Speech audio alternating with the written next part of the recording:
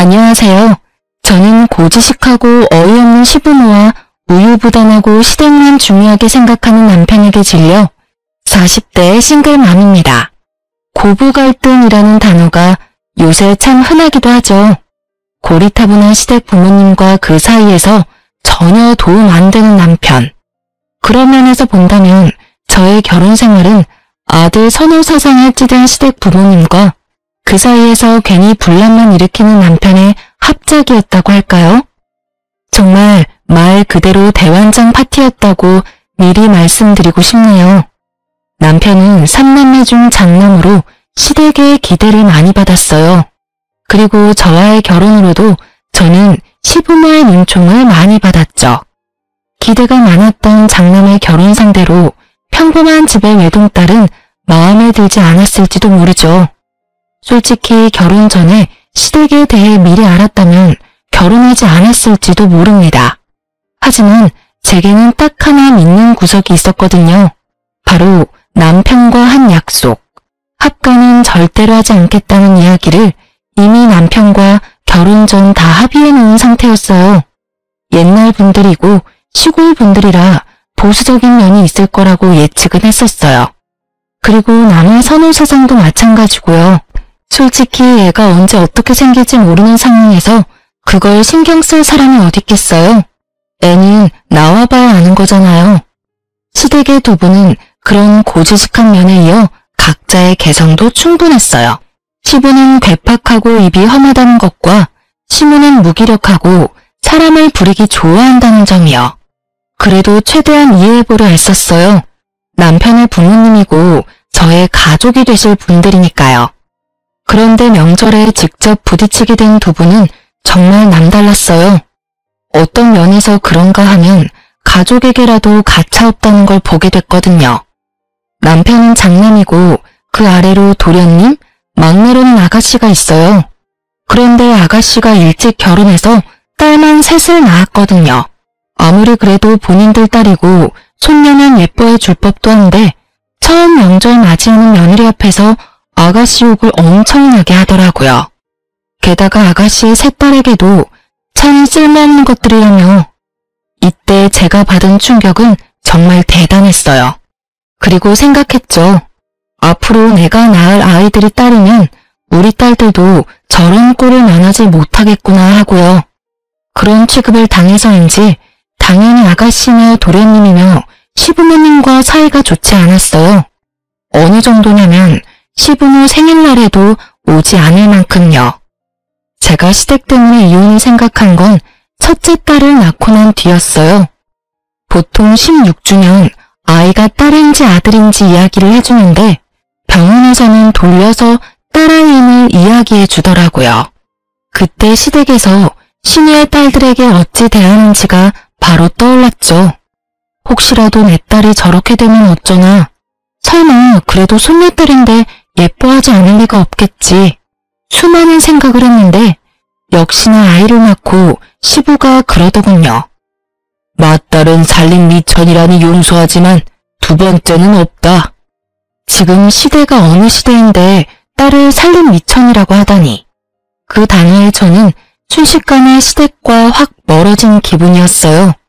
게다가 둘째까지 딸을 낳았을 때는 출산 후 조리도 제대로 못했어요. 조리 중에 시댁에 불려다니기 일쑤였거든요.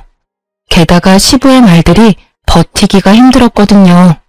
씨가 잘못된 게 아니면 밭이 잘못된 거 아니겠냐? 어째 연달아 꽝을 뽑아? 꽝. 제 딸들에게 꽝이라는 말까지 하는 시부를 보니 정말 참을 수 없겠더라고요. 결국 저는 큰일이 아니면 웬만하면 시댁을 가지 않게 됐어요. 이혼이라는 게 촉발되는 사건이 큰 거지 보통 살면서 자잘한 것들이 쌓여서 하게 되는 거잖아요. 저도 마찬가지였어요. 시댁의 이런 무지한 매도와 딸들을 향한 나쁜 말들, 그 딸들을 낳은 저에 대한 폭언 속에서 그렇게 이혼에 대한 생각을 계속하고만 있었어요. 그렇게 10년을 지냈죠. 첫째 아이가 학교에 들어갈 무렵 저는 셋째를 임신했어요. 임신을 하고도 마냥 기뻐할 수 없었고 정신적으로 너무 시달려서 그런지 첫째, 둘째 때와는 다르게 입덧이 너무 심해서 힘들었어요. 사실은 임신 사실을 시댁에 알리고 싶지도 않았어요. 또 딸이면 무슨 소리를 들을지 모르니까요. 그런데 16주가 돼서 병원에 가니 이번에도 딸일 것 같다고 하더라고요. 결국 제 임신을 알아챈 시모가 제게 말하더라고요. 너 셋째 임신했니? 병원에서는 성별이 뭐래? 아들이라니? 저는 시모의 그 물음에 입을 꾹 닫았어요. 대답을 할 수가 없었어요. 하지만 침묵이 대답이 돼버렸죠. 또 딸이야? 넌 도대체가 쓸모가 없어. 어떻게 연달아 딸만 낳아? 내가 속상해서 너 옛날 같으면 당장 소방 맞고 첨년 들일 일이야 이거. 그런 말을 하는데 한마디 쏘아붙이고 싶어서 참았어요. 마치 죄인이 된 기분에 정말 더러웠죠. 게다가 옆에 있던 남편은 한마디도 안 하고 제가 그런 모진 말들을 듣는 걸 그대로 듣고만 있었어요.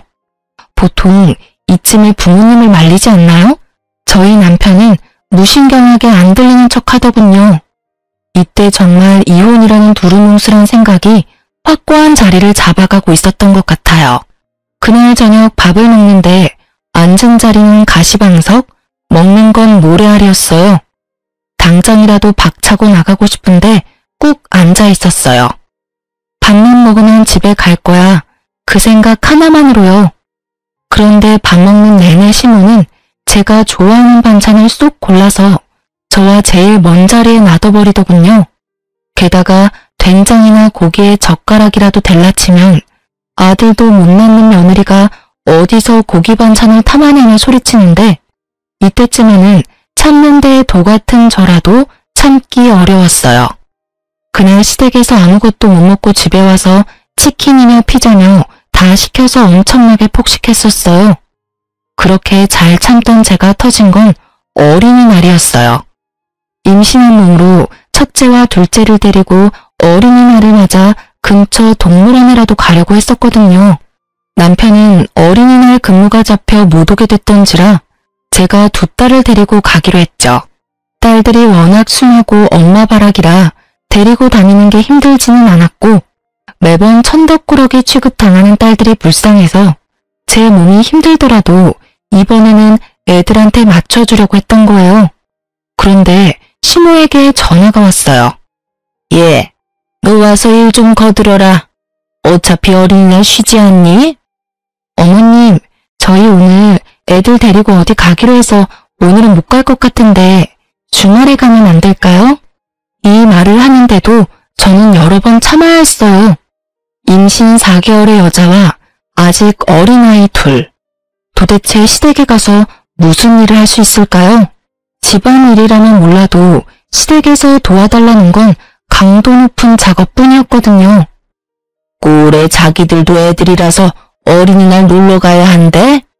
어린이날이 왜 노는 날이야? 쓸모없는 것들은 집에 와서 일이라도 도와야지. 벌써 노는데 정신 팔려가지고. 그리고 너도 마찬가지다. 임신했다고 몸살이나 본데 딸은 낳아도 낳은 게 아니야. 딸만 내리 셋이야. 네가 우리 집에 미안한 마음이 요만큼이라도 있다면 당장 달려와서 일해야지. 진짜 열받아 죽을 것 같은데 내내 저럴 것 같아서 결국은 애들을 친정에 맡기고 시댁에 갔어요. 시모 하는 말이 더 웃겼죠. 거추장스러운 애들은 버리고 왔냐고요. 이때쯤에는 저도 슬슬 열받아서 좋은 말이 안 나오더라고요. 저는 친정에 맡겼다고 이야기했고 시모의 일을 거들었어요. 그러다 무거운 걸 옮기는 일을 하는데 시모가 한마디 하더라고요. 너 진짜 그러는 거 아니야. 네가 딸 낳고 미안한 마음이 있었으면 네가 우리한테 전화해서 몇 번이고 도와드리러 오겠다고 해야 정상 아니니? 도대체가 우리가 꽝을 뽑았어. 다른 집 여자들은 아들만 잘 낳는데 왜 너는 매번... 아휴, 됐다 됐어. 내가 말을 하면 뭐하니? 거기도 치워놔. 무기력하게 누워서 입만 살아 움직이는 시모를 보니 울컥울컥 화가 치밀어 올랐어요. 그것밖에 못해? 넌 집에서 도대체 뭘 배웠어? 그래서 딸 가진 부모가 죄인이라고. 네가 그럴수록 너희 부모님이 욕 듣는다는 생각은 안 하지? 그래도 딸년들 놔두고 온 건 잘했네. 쓸데없는 너희 딸년들한테 줄 밥 여기 없어. 너도 일 끝나면 밥 축내지 말고 집에 바로 올라가. 알았어? 그 이야기에 완전히 열받은 저는 하던 걸 확 내팽개치고 일어났어요. 어머님, 아무리 그래도 본인 손녀딸들이고 아들의 딸이에요. 어떻게 말씀을 그렇게 하실 수가 있어요? 게다가 제가 왜 죄인이에요? 요즘 세상에 아들, 딸 구별이 웬 말이냐고요. 어린이날 애들 놔두고 이렇게 여기서 일하고 있는 것도 서럽고 저 이제 막 임신 4개월밖에 되지 않은 임산부인데 이렇게 막 부려먹으실 수가 있냐고요. 이런 일이야말로 학대고 어머님이 하신 말씀이야말로 폭언이죠. 싹 수 없는 것을 봤나? 네가 지금 나한테 대든 거야? 아이고, 나이 들면 별의별 꼴 다 본다더니 딱 그 짝이구먼. 어디서 아들도 못 낳는 하자 있는 년이 시어머니한테 말대꾸야? 살다 이런 며느리라니. 너 이렇게 막말하고 무사할 것 같으니? 무사하지 않으면요? 어떻게 하실 건데요? 뭐든 해보세요. 저야말로 경찰에 신고해버릴 테니까. 임산부인 저에 대한 막말, 제 딸들을 향한 폭언까지 다 묶어서 신고하면 누가 벌 받는지 알고나 계시고 그런 말씀하세요? 여태까지 몰라서 안 한 게 아니라 알고도 참은 거예요. 애들 조부모님이시니까. 그런데 애들하고도 척지실 생각이면 저도 이제 시댁에 관여 안 할게요. 앞으로는 저한테 연락하지 마시고 남편 통해서 하세요. 결국 참다 못한 제가 폭탄처럼 터뜨리고 친정으로 돌아와 버렸어요. 어린이날 놀지도 못하고 친정에 맡겨진 딸들 생각하니 돌아오는 길에 눈물이 어찌나 나는지. 좀 더 빨리 이렇게 터뜨려버리고 애들과의 시간을 더 다질 걸 하는 생각만 들었죠. 그렇게 그날은 친정으로 돌아가 친정 부모님과 딸들과 함께 늦게나마 근처 놀이공원에 갔어요. 야간 개장을 하니 그나마 다행이었죠. 그렇게 즐겁게 시간을 보내고 친정집에 돌아왔는데 집에 돌아가기 싫더라고요. 그래서 남편에게 친정에서 애들이랑 자겠다고 하고 친정에서 잤어요. 돌아가기 싫은 이유는 단 하나였어요. 다음 날이 시무 생일이었거든요. 남편이 또 애들 앞세워 저를 시댁에 데리고 갈 걸 예상하고 친정에서 머문 거였어요. 애들은 친정 부모님이 우냐우냐 예쁘다 해주니 열심히 놀다 지쳐 일찍 잠에 들었죠. 그리고 다음날 남편에게 문자가 와 있더라고요. 시댁으로 바로 오라고요. 전 무시했어요. 제가 왜 가요? 나를 무시하는 사람 생일을 왜 축하해주러 가냐고요. 결국 제가 가지 않자 전화통에 불이 나기 시작했어요. 꼬장꼬장하고 싸움닭 같은 늙은이들. 평소에도 어찌나 마음을 못됐겠었으면 챙겨주는 사람이 장남밖에 없을까요? 실제로 결혼 후에 시부모 생일에는 저와 남편만 꼬박꼬박 참석했어요. 둘째 도련님, 셋째 아가씨는 바쁘다는 핑계로 못 오는 날이 더 많았거든요. 이런 상황이니 당연히 생일상 차려주는 사람도 없었을 거고 왜 미역국 안 만들어주나 하고 핸드폰으로 연락하는 거죠. 그리고 그날 저녁 남편이 제게 찾아왔더라고요. 당신 도대체 왜 전화를 안 받아? 오늘 엄마 생일인 거 잊어버렸어? 아니, 알고 있었는데. 근데 안 간 거야. 혹시 어제 엄마랑 싸운 것 때문에 그래? 그런 거면 당신이 좀 이해해줬어야지. 옛날 분이시잖아. 당신한테 그런 말 하는 거 하루 이틀 일도 아니고. 그냥 참고 넘어가면 되는데 왜 긁어 부스럼을 만들어? 나만 갖고 그러면 이해해. 근데 당신은 당신 딸들도 똑같이 쓸모없는 취급 당하는데 그러면 참고만 있어? 난 그렇게 못해. 그리고 어제 어린이날이었지? 당신 없이 4개월 된 임산부 혼자서 애 둘 데리고 놀러 가는 거면 당연히 시댁에서도 이해해줘야 하는 거 아니야? 왜 우리 딸들은 어린이날에 제대로 놀지도 못하는 건데 그것도 당신 엄마 때문에. 여태껏 당신이 중간에서 중재 안 해줘도 나 혼자 여태 잘 참았어. 근데 남은 게 뭐야?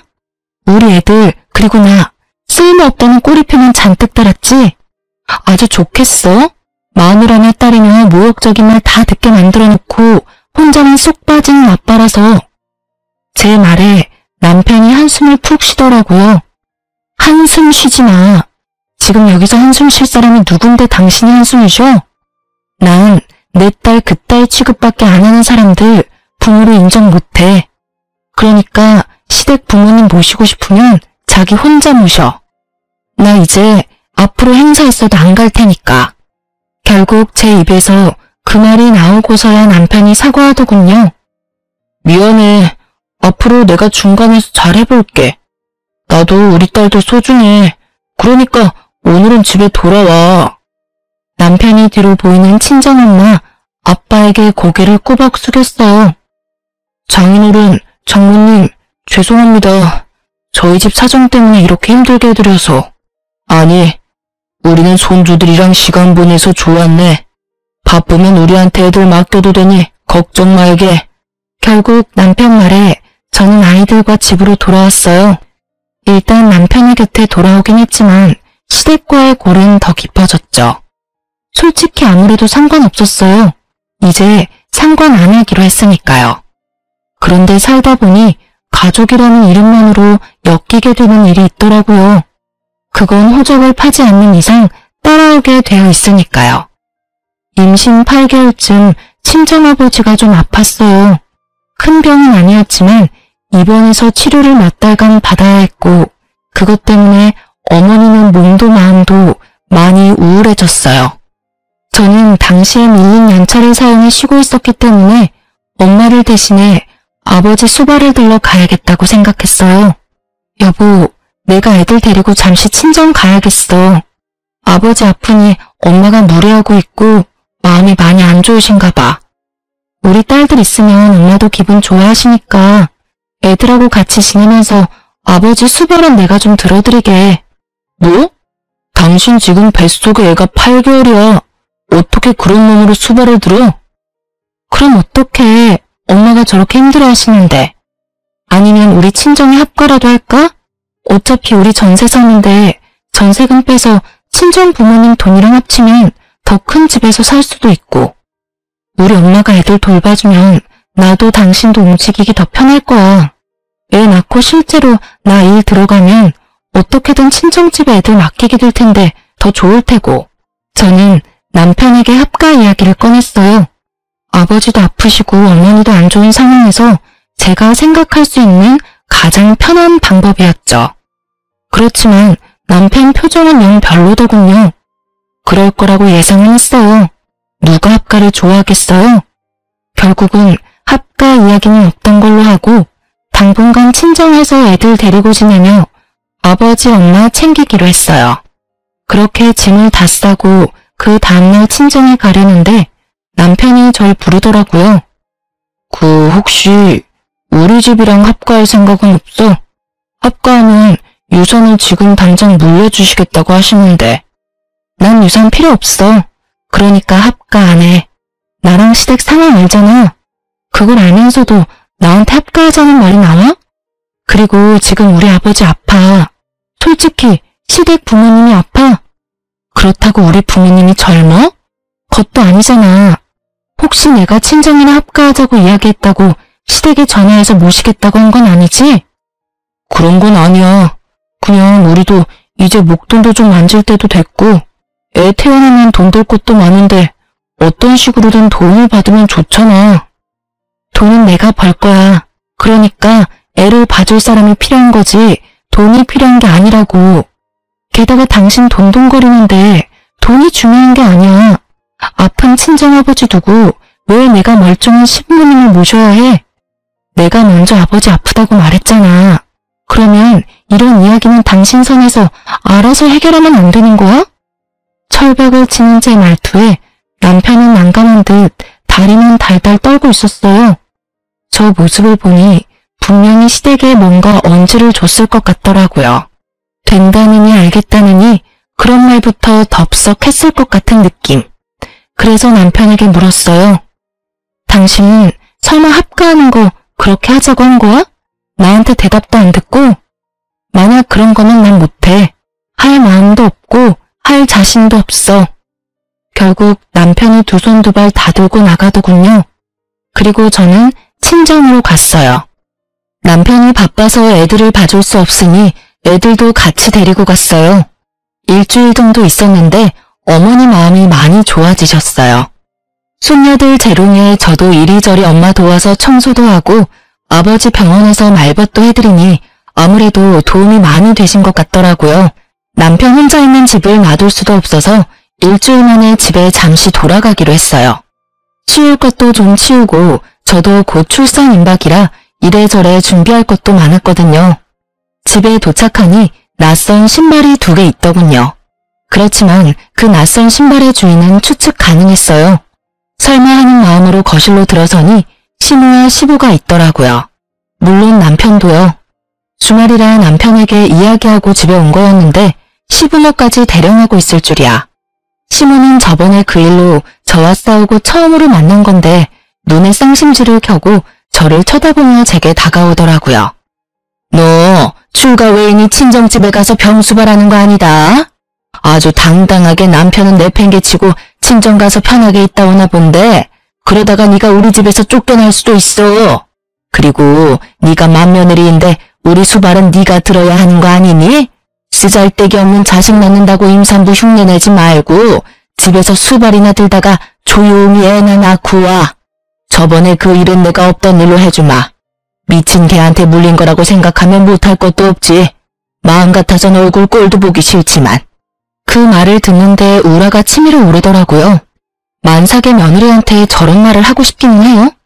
미친 개한테 물린 거라고 생각한다니 그 기대대로 미친 개처럼 굴기로 했어요. 요즘 시대가 어떤 시대인데 그런 말을 하세요?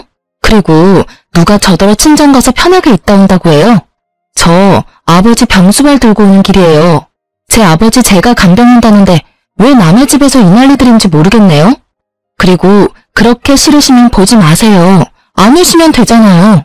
왜 우리 집에 오셔서 괜히 저랑 얼굴 마주치시는데요? 아이고 기도 안 차서 저 말버릇 좀 봐. 어디서 어린 년이 시어미한테 기어오려고 들어? 여기가 어떻게 네 집이냐? 우리 아들 집이지. 이 집 전세금 반반씩 냈어요. 그러니까 제 집도 되죠. 그리고 기어오르는 게 아니라 바른 말 해드리는 거고요. 시모가 어이가 없다는 표정과 함께 말을 잇지 못하자 시부가 제게 말하더라고요. 너 합가하자는 거 반대했다며? 아들한테 다 들었다. 세상이 아무리 말세라도 어떻게 며느리가 돼서 시댁 합가를 반대해? 그리고 네가 뭔데 반대를 해? 우리 아들이 한다면 하는 거지.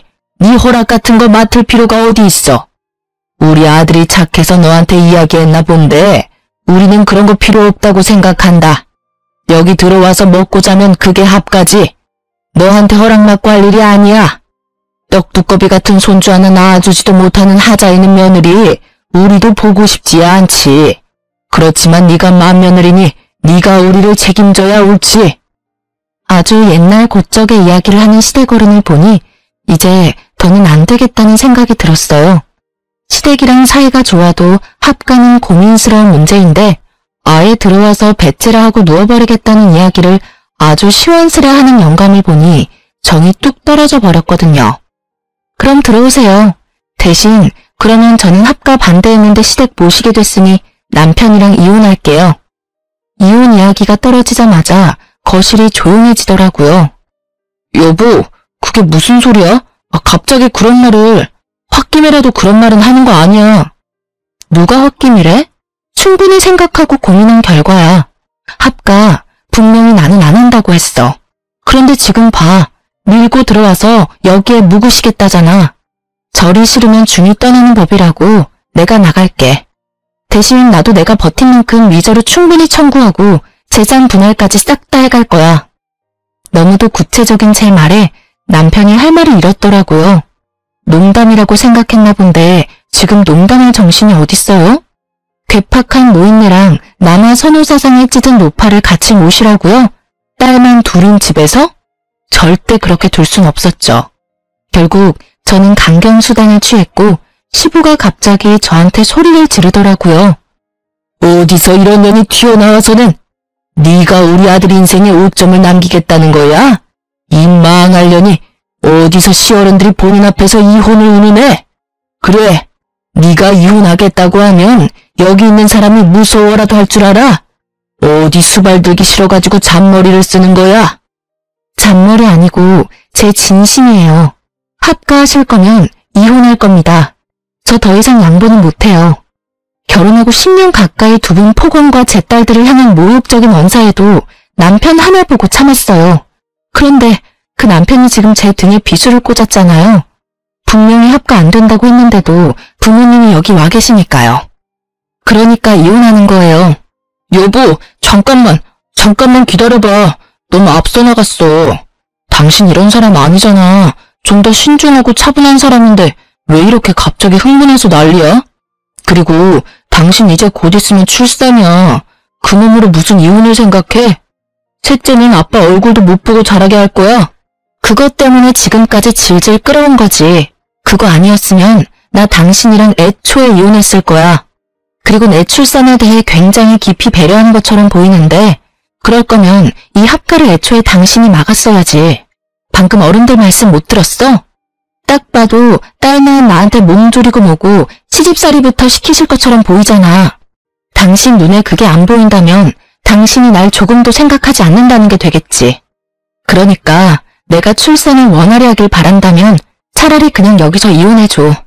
나는 저기 계시는 두 분은 절대 수발 들면 못 사니까. 야, 너 뭐가 그렇게 잘나서 남편을 잡아? 오냐, 이혼하면 누가 무서울 것 같아? 이혼해. 우리도 너 필요 없어. 어디 아들도 못 낳는 물건 주제에 우리도 아들 낳은 다른 여자 데리고 와서 대이으면 돼. 너 같은 거 집 나간다고 해서 눈썹이라도 하나 꿈쩍할 줄 알았어? 그 꼴로 이혼하고 어련히 잘 살겠다. 나중에 가서 후회해도 소용없어. 쓸모없는 건 시아버지 수발이라도 들게 하려고 했더니만. 그래, 가. 네 얼굴 안 보는 게 차라리 속 편하겠다. 시모의 악에 바친 소리에 저는 남편에게 눈빛을 보냈죠. 봤냐? 남편이 슬그머니 제 눈을 피하더군요. 나는 이런 사람들 있는 데서 딸 키우고 싶지 않아. 딱 봐도 딸 교육에 무조건 안 좋을 거라는 거 보이잖아. 근데 왜 넌 자꾸만 나를 이혼이라는 선택을 하게 만들어? 그러니까 이혼해. 우리 애들 양육권하고 친권은 내가 가져갈 거니까 양육비 낼 준비나 하고. 지금 이 집 나가면 당장 변호사 찾아갈 거야. 여보, 제발 이게 무슨 일이야. 아니, 합가하자고 이야기 한 번 했다고 이혼이 어디 있어? 그리고 딸들은 또 무슨 죄야. 우리 이혼 때문에 끌려다닐 애들이 불쌍하지도 않아? 네가 언제부터 딸 생각했다고 그래? 딸 생각을 했으면 딸들이 당신 부모님들한테 부조리하게 매번 욕 얻어먹을 때 지켜주기라도 했었어야지. 그저 아무것도 안 들리고 보이지 않는 사람처럼 굴 때는 언제고. 그리고 합가 이야기 한 번에 내가 이혼하겠어? 여기 봐, 당신 부모님들. 아예 그 이야기 기정사실로 만들려고 우리 집에 떡하니 와 계시잖아. 그리고 내가 말했지, 아버지 아프다고. 아버지 다 낫고 나서 말했으면 이렇게까지는 안 됐겠지. 애초에 이 상황은 당신이 만든 거니까 당신한테도 책임 있다고 생각해. 그러니까 이번에야말로 깨끗하게 정리하자. 난 더 이상 당신이랑 그 집에 끌려다니고 싶지 않아. 예, 이혼해줘버려. 저딴 쓸모없는 것도 며느리라고 받아줬더니 은혜를 아주 똥으로 갚아. 들었지? 나는 이런 인간이야 취급받으면서는 못 살아. 그러니까 이혼해. 그리고 이혼하면 애들 양육권이랑 친권은 나한테 넘겨. 어차피 당신이 애들 데려가봤자 그 집안에서 핍박받고 학대나 받을 건데 그런 짓 하지 말고 나한테 애들 주고 당신은 양육비나 보내줘. 쓸데없는 여자애들은 데리고 가거라. 그치만 양육비는 한 푼도 주지 마. 뭐가 좋다고 딸들한테 돈을 들이냐? 우리가 데려올 필요도 없지만 돈을 줄 필요도 없지. 시부는 제가 아이를 데려가면 남편이 양육비를 줘야 한다는 기본적인 것도 모르고 계시더라고요. 이 사람들에게 딸은 그런 존재인 거예요. 저는 고개를 절레절레 저으며 남편에게 말했어요. 서류는 곧 보낼게. 그리고 애 낳는 동안 연락 안 되면 변호사한테 연락해줘. 나중에 변호사 번호 알려줄 테니까. 그 말만 남기고 저는 그 집에서 나왔어요. 친정에서는 아무 말 없이 절 받아줬고요. 아버지는 병상에서 빠르게 회복되어서 집에 와 계셨고 어머니도 제 출산 준비로 바쁘셨어요. 그렇지만 그 시간은 정말 충만했어요. 외동딸이라 부모님 댁은 항상 적적했고 시댁이 전우양 적골이라 큰 행사 있는 날에는 와보지도 못했거든요. 매번 시댁 불려가느라 이렇게 손녀들하고 같이 있으니 너무 좋으신 듯 매일 웃음이 떠나지를 않았죠. 그리고 이혼은 변호사를 통해서 잘 진행됐고 그 와중에 저는 셋째를 낳았어요. 보호자로 아빠가 아닌 친정엄마가 와 있는 게 나쁘지만은 않더라고요. 첫째 때는 시모가 와서 살보란 말만 남기고 떠났고 둘째 때는 시댁에서는 아예 연락도 없었죠. 셋째는 두 누나와는 다르게 친정 부모님의 사랑을 듬뿍 받으며 태어났죠. 애를 낳고 나서는 낳았다는 연락만 했어요. 셋째도 남편이 양육비 지급해야 할 테니까요. 그렇게 셋째가 100일이 다 되어갈 때쯤 이혼은 무사히 완료됐어요. 그런데 남편이 셋째 얼굴 보고 싶다고 하더군요. 사실 보여주고 싶지도 않았지만 친정에 오라고 했어요. 남편은 애를 보러 오겠다고 해놓고선 저한테 그러더라고요. 당신 내가 봐줄 테니까 이만 땡깡 부리고 돌아와. 이혼했지만 다시 결혼은 할 수 있고 솔직히 나는 당신이랑 헤어지고 싶은 마음 없었어. 부모님들 때문에 이렇게 된 것뿐이잖아. 아직 우리 사이의 마음은 그 정도는 아니라고 생각하는데. 저는 남편 말에 웃음부터 났어요. 지가 뭔데 날 봐줘요? 네가 뭔데 날 봐줘. 네가 뭔데. 너 여태까지 내 남편도 아니었어. 우리 딸들 아빠도 아니었거든? 넌 그냥 너희 부모님 아들이었지. 재결합하면 뭐가 바뀌는데? 아무것도 변할 게 없잖아. 내 딸들을 시부모님들에게서 지켜주지도 못했으면서. 두 번 다시 무책임한 말 꺼내지 말고 조용히 애나 보고 가. 남편은 본전도 못 찾고 잠든 애기 얼굴을 보더라고요. 그러더니 이리저리 살펴보더니 놀란 얼굴로 묻더라고요. 혹시 셋째가 아들이야? 저는 답을 피했어요. 말하고 싶지 않았거든요. 아들이라고 하면 얘만 쏙 데려갈까봐 걱정했고요. 사실 중간부터 아들인 거 알고 있었어요. 망할 시부모가 이 애를 어떻게 할까 싶어서 이혼 서류 정리가 다 될 때까지 아무 말 안 했던 거죠. 아들 맞아. 근데 그게 뭐?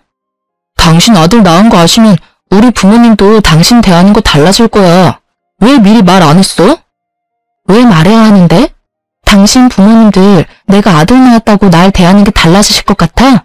절대 아니야. 나랑 두 딸은 여전히 뒷전이고 이 아들만 오냐오냐 하실걸? 그게 정상으로 보여? 그치만이고 저치만이고 나는 당신네 가족하고는 두 번 다시 만나고 싶지 않아. 욕도 그만큼 들었으면 많이 들었어. 이제는 그런 말 안 듣게 해줄 수는 없어? 10년 동안 당신 얼굴 봐서 참아줬으면 됐잖아. 얼마나 더 참으라고 나더러 돌아오라는 미친 소리나 하는 거야? 제 불호령에 남편이 말을 못하더라고요. 정신이 똑바로 박힌 인간이면 이 상황에 그런 소리 못하죠.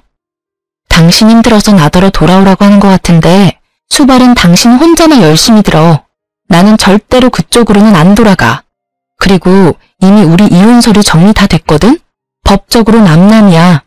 그러니까 제발 당신이 아버지로서의 정이 조금이라도 남아있다면 딸들을 위해서라도 그 집에 돌아오라는 말은 하지 마라.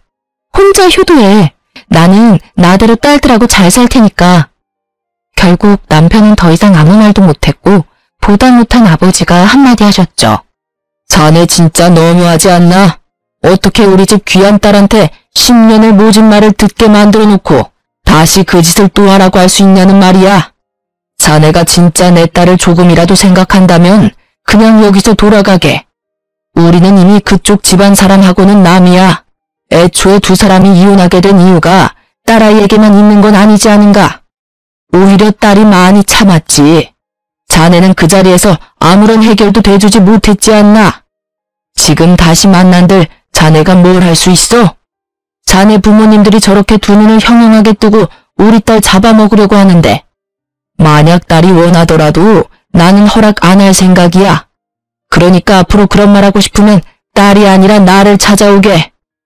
결국 아버지의 완고한 말에 남편은 집으로 돌아갔어요. 그렇게 저는 친정에서 새로운 삶을 이어갔어요. 셋째 돌 무렵에는 직장에 다시 복귀했고 아이들 어린이집, 유치원은 어머니가 픽업해주고 있으세요. 다행히도 애들은 남편과 살 때보다 훨씬 밝은 표정이라 제 마음도 편했어요. 그렇게 몇 달 지나고 우연하게 전 남편과 마주쳤어요. 저는 어린이날이라 친정 부모님과 애들 데리고 오랜만에 레스토랑에 밥 먹으러 왔고 남편은 예약석에 혼자 앉아 있더라고요. 그 푸짐하던 인상이 완전 날카롭게 변해 있더라고요. 제가 간섭할 바는 아니지만 신경을 쓰였죠. 애들은 잘 지내?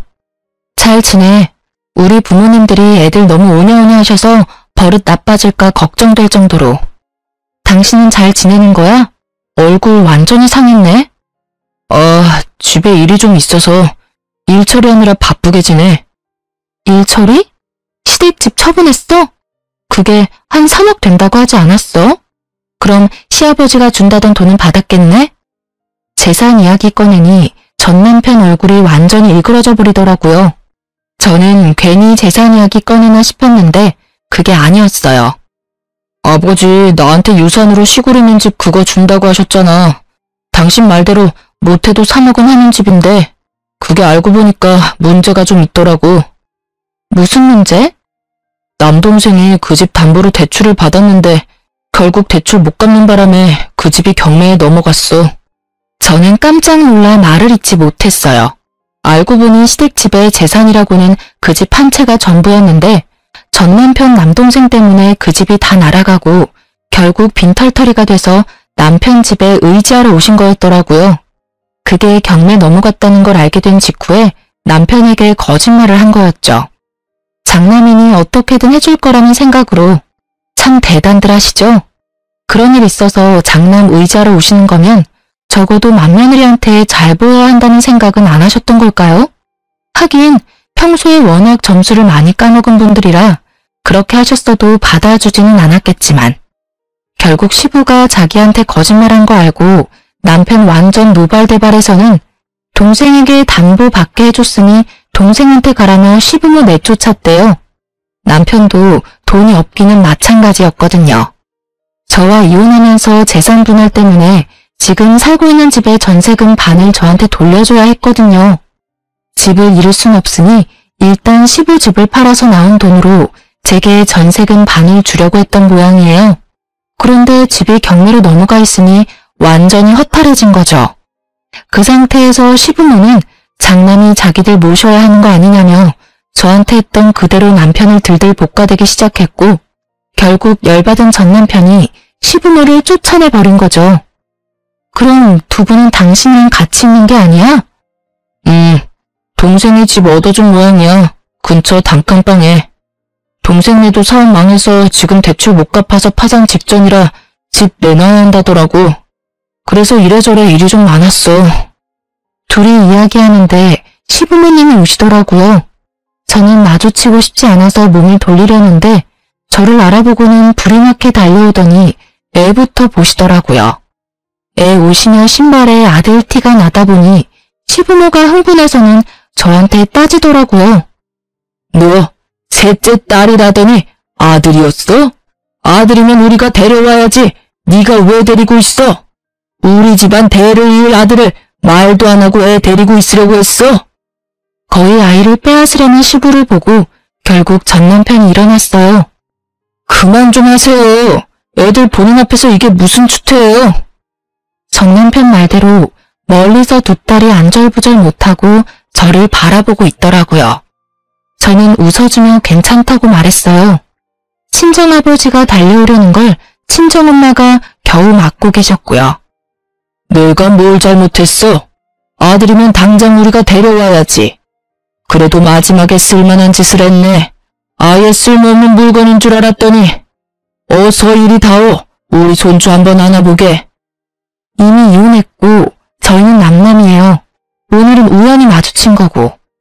남편은 이미 셋째에 대한 친권도 양육권도 다 그때 포기했어요. 그러니까 애한테 손대지 마세요. 저는 아기띠에 매달린 아이를 감싸고 시부모를 쏘아봤어요.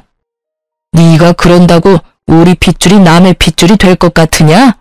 쓸데없이 힘 빼지 말고 손주나 내놔어요. 아버지, 또 이러시면 다음부터는 생신이라도 안 올 거예요.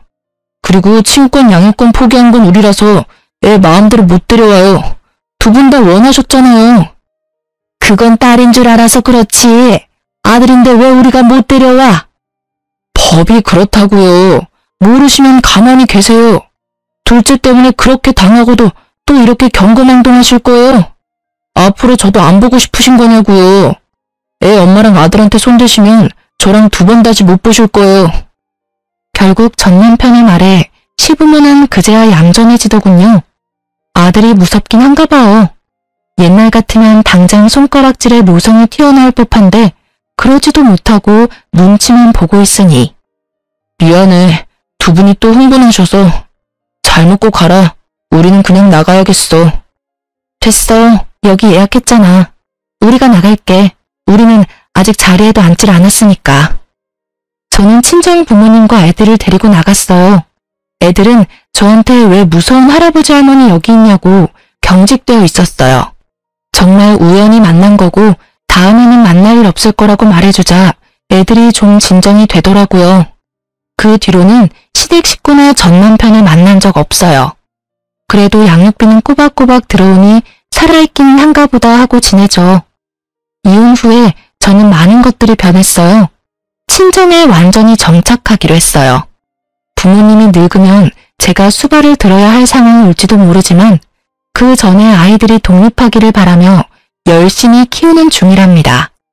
그리고 친정 아버지는 집 명의를 제 앞으로 돌려주셨어요.